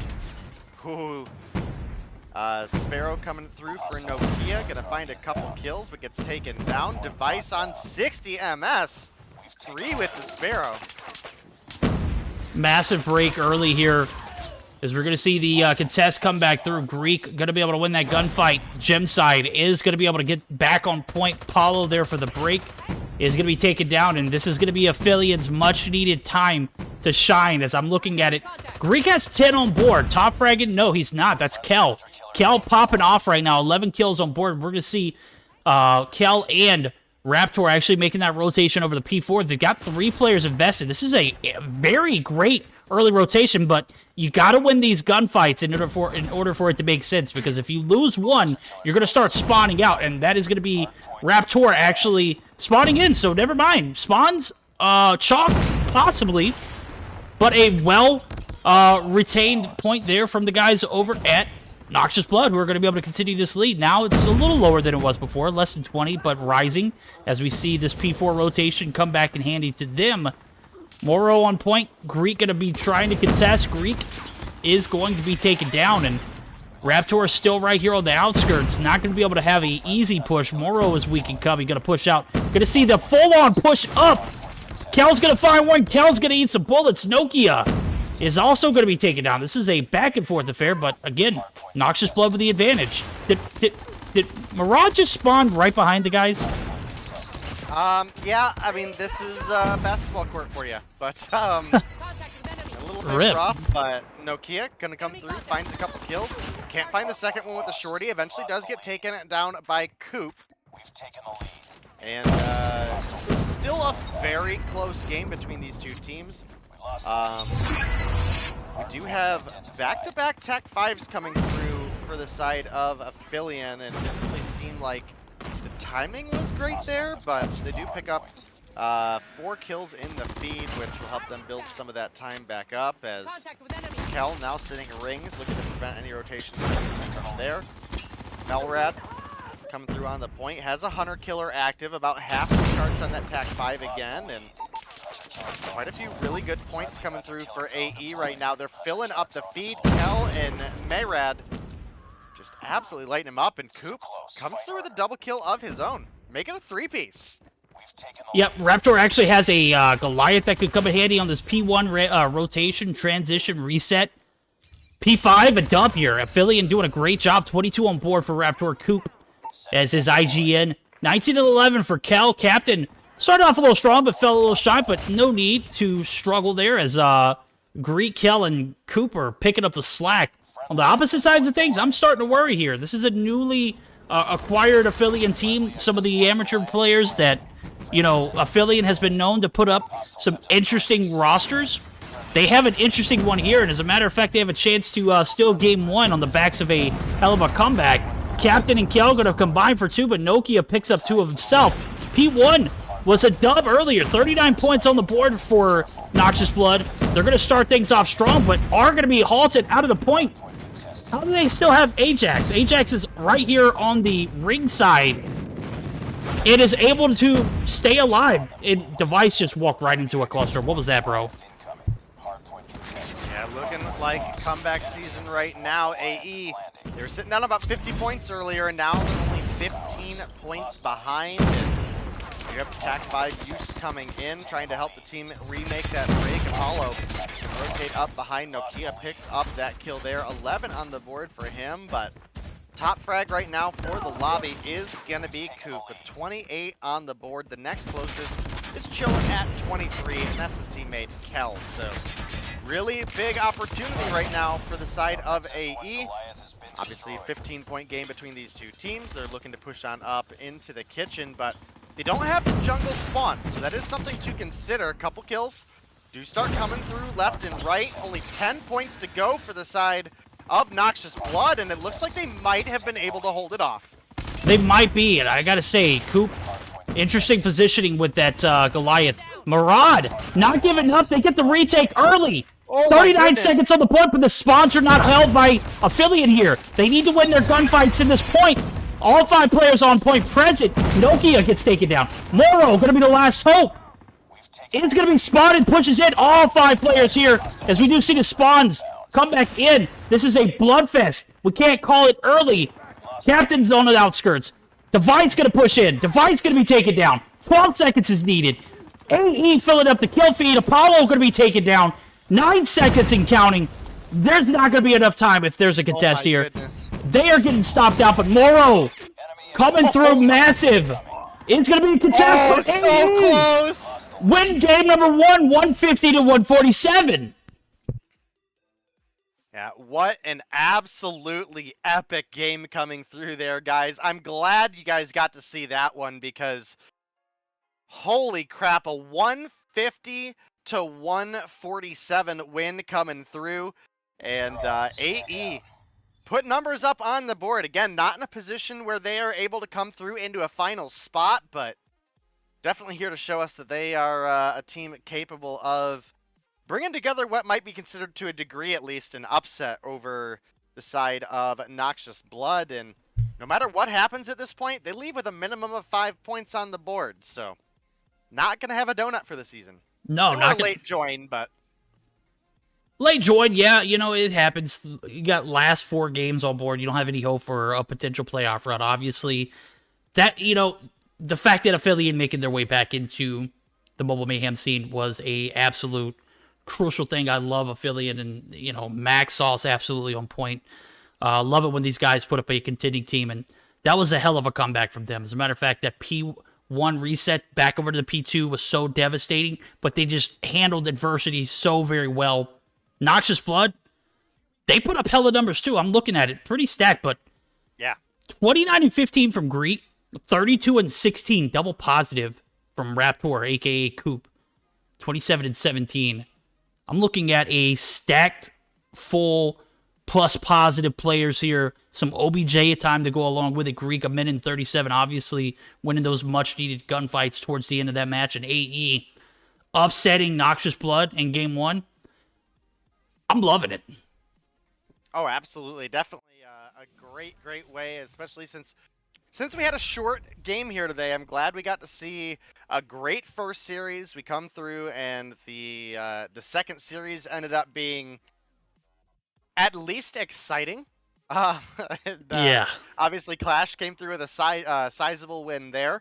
A pretty big upset. And now here we are in Game 3, and you start off with a spicy 150 to 147 comeback victory. They were sitting down some pretty heavy points going into that P3, and even then didn't have a great hold on P3s. So that was just a great game overall. No, you're absolutely right. That P4 transition couldn't get a single foot in the point, but they turned it around in P5. They got the, it's a questionable Goliath. Did it serve a purpose? Yeah, it made the break, but it died instantly outside of that P1 rotation. Maybe it served its purpose. They won the game. I won't go back into too much detail there, but last minute ditch effort did, pan out, I would say. But the fight in the dog over at Aphelion was massive going into that P2 spawn. Even with the entire Noxious Blood team still spawning right there, like those were tremendous gunfights that Aphelion won. They showed resilience. They took game 1, 150-147 against the Noxious Blood team, who has progressively gotten better, I will note, over the season. Their points may not reflect where they actually stand, in my opinion. As a matter of fact, they're probably one of those up-and-coming teams that I look forward to watching, especially on Search and Destroy, and now we're going to get ready for a Search and Destroy on Summit, where I made claims about snipers not playing a role, but Little B proved me wrong on Summit in particular, so it gives me hope for Moro, and more importantly, for this Noxious Blood roster to take us to a Game 3. So, Aphelion up 1-0, though. Big dubs early on. Yeah, definitely a big game there, and it does look like we've got all of our players readied up to get into game number 2 as well, and obviously a lot on the line for these teams. Not that they're playing for placement at this point, but obviously the bragging rights is going to be the key factor here, right? So definitely expecting big things out of this matchup. Noxious Blood, we've switched sides. They've got to come through with a big game here to push us to a Game 3. Their search has been one of their more sloppy game styles, in my opinion. So we'll have to see if they've maybe refined that since the last time I have seen them. But got, I don't know. Again, Aphelion, we didn't see a great performance out of them last week. But, No. Looking pretty solid so far here today. All right, we'll see how it pans out here. As round 1 for the search going to pan through. Push comes up top. Moro going to fall below. Device going to hold the corner. A little bit of conservative gameplay here. We're going to see Coop pick up first kill. Raptor, rawr. Picking up that first much-needed frag for Aphelion. We're going to see the push come through for Device. Device gets clapped. And now it's a 2-man advantage for the guys over at Aphelion. Good first round for Aphelion. Ooh! Oh, Ajax. I don't know if you caught it. I caught it perfectly. That was a beautiful shot. Comes through and does pick up at least one refrag there, and that's going to make things a 4 versus 3. You can now see he's pushing up, trying to get that Overwatch position to help his team. Ends up dropping.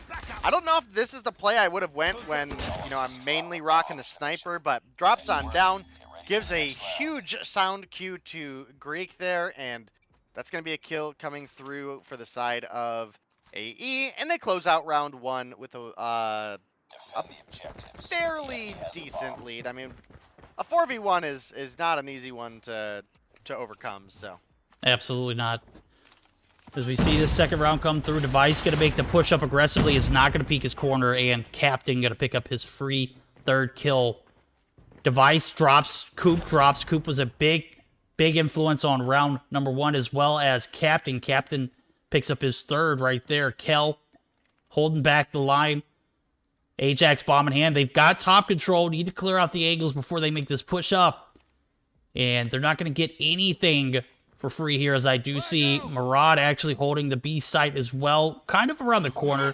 Connector help by Greek, a very decent job of holding that push over to the A side of the map.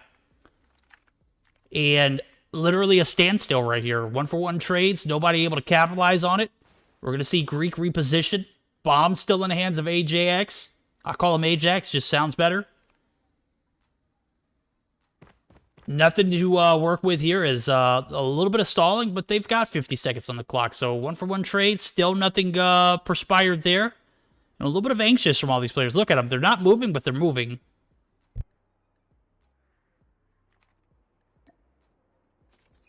Yeah, definitely a big set of games here ahead of us. The plant does come through, but immediately gets killed.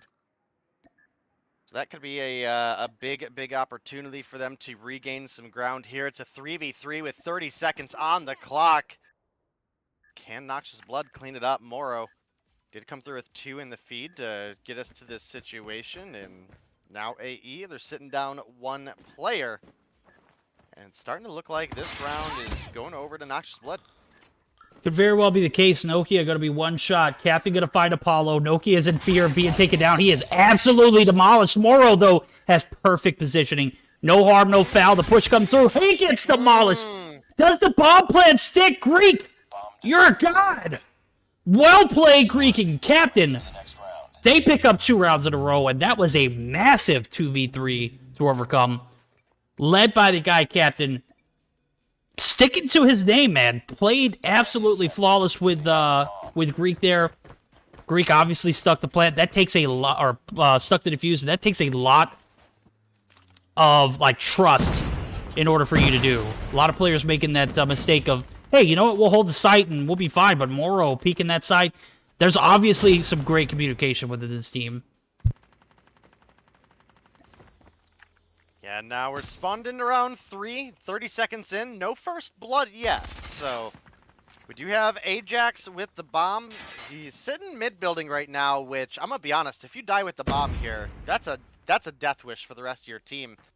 Device comes through with 1 kill. Ajax finds another. Sounds like he has the sound play on his opponent pushing up through a Dom, but Plant might be getting ready to come through. You can see his team is actually in a pretty good position to defend him. Kel right around the corner, but trades are coming through left and right. It's a 4v2. Surely Noxious Blood win this round, right? I mean, we made that claim last round and saw what happened there. Ajax gets the bomb plant there, is going to be able to sneak away with his life. Ajax going to be taken down, though, by Greek. It is a 2v3. Apollo up top could be some devastation.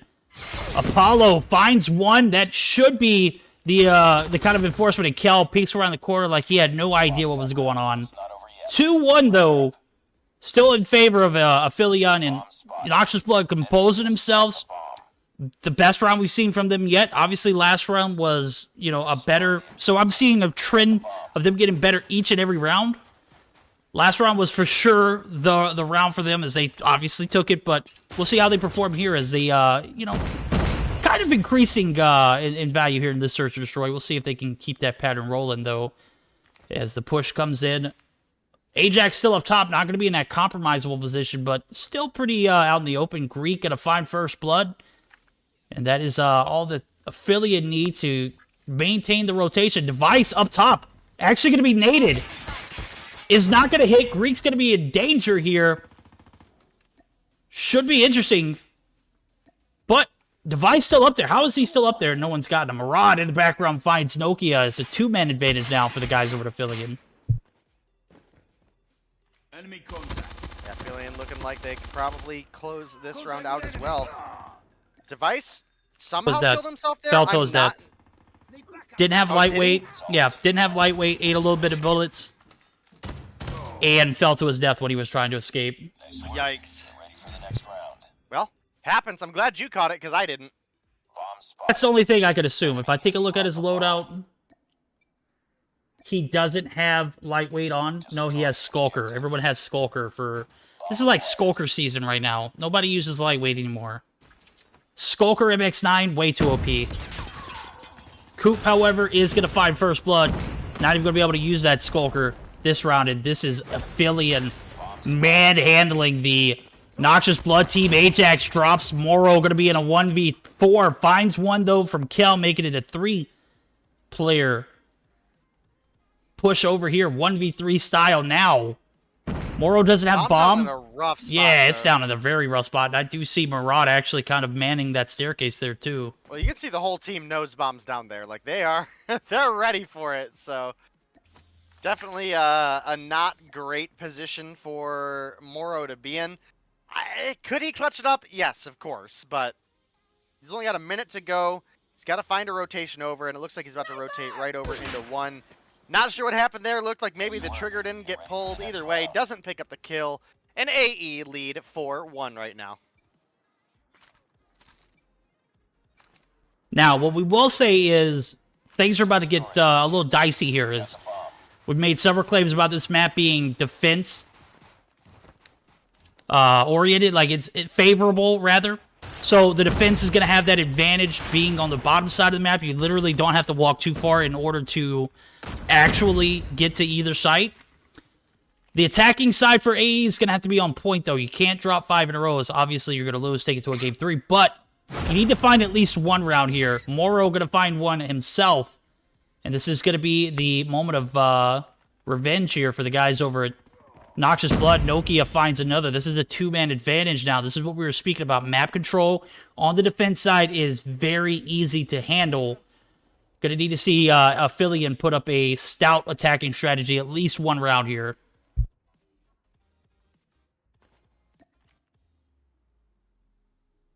Yeah, I mean, the defense definitely a little bit stronger on this side, and you could see a lot of that come through in the first round, and here we are, sides are flipped.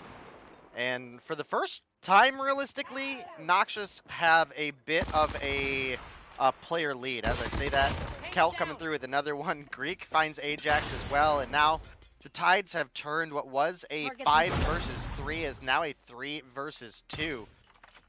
You can see Moro is looking for one onto the bomb planter there. Couldn't find it, and Captain, KRM in hand, does take 2 shots to finish it. But my goodness. Wow. AE. What a comeback. Yo, Noxious Blood, I don't know what's going on there. You had a 3v5 scenario, and one by one, your players drop instantly. Moro doesn't take the time to line up the shot, just literally try to get that quick scope in. And sure, it looks great, but in a position like that, you need a round. You need a round desperately. You're in a match point now. And Aphelion, I can't tell if this is Noxious Blood dropping the ball or if this is just Aphelion playing so very well here in the Search and Destroy. It could be both. I got to give it to Aphelion, though. They've been playing so very well since that hardpoint victory. So we're going to have to justify it like that. Raptor going to be one shot, going to fall back. Mirage going to drop. Moro going to drop as well. Greek picks up 2. Oh my goodness. Kill. Picks up 1 as well. It's a 1v4. Aphelion coming through strong. Captain takes down. Ajax picks up a 6. Bomb's going to be planted at A. It's a 1v3. If Ajax wins this, we'll see him buy another round, but I just don't know. I don't think it's possible. 1v3, A bomb plan? Who knows? Yeah, I mean, definitely a really bad position for Ajax to be in. Oh, can he find it? He does find the one there. You can see the rest of the team. Why didn't you challenge that? Hold on here. Okay, Greek ends up getting the kill, but why would you not challenge that knowing the opponent was as low as they were? That was wild.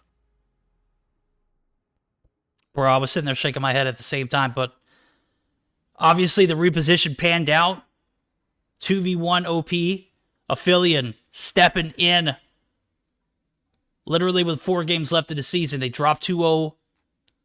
2 games straight to Meeseeks Tuesday. They find 2 in a row here against Noxious Blood. They're going to earn those 20 points. Is that going to have any implication on the remainder of the season? Absolutely not. Is that going to be a stepping stone for them to, you know, potentially get better and better and better? Absolutely. I'm digging it. I'm loving it. I'm loving the atmosphere these guys bring. The energy was just absolutely on point. The hard point was a banger. The Search or Destroy, dominant. Aphelion on top, possibly. Gonna have to see, though. Greek top frags, 9 kills in total. 1 defuse, 2 plants. That's obviously those 300 extra points. 10 for Captain. A massive 2v3 that they overcame. Just ridiculous. Left Moro in a very difficult 1v2 scenario. And we saw that bomb defused by Greek. Captain coming through slaying with that KRM, bro. This was an absolute banger for Aphelion to take those 2. Noxious Blood feels bad, but man, there was so many opportunities for you to close this thing out and potentially take us to a game 3. Balls drop, possibly. It is what it is, though. That's going to conclude our stream. That's it. We only had 3 series today, but boy, did we have 3 series today, right? Yeah, we had some really, really good ones. I think there's plenty of games that if you missed are well worth rewatching, but AE come through. It's kind of hard to call it an upset when it's 2 fairly evenly matched teams, but the major comeback in the hard point to then roll into the search and destroy and win 6-1 is a pretty dominating performance, to say the least. So great games coming out of all the teams that played today.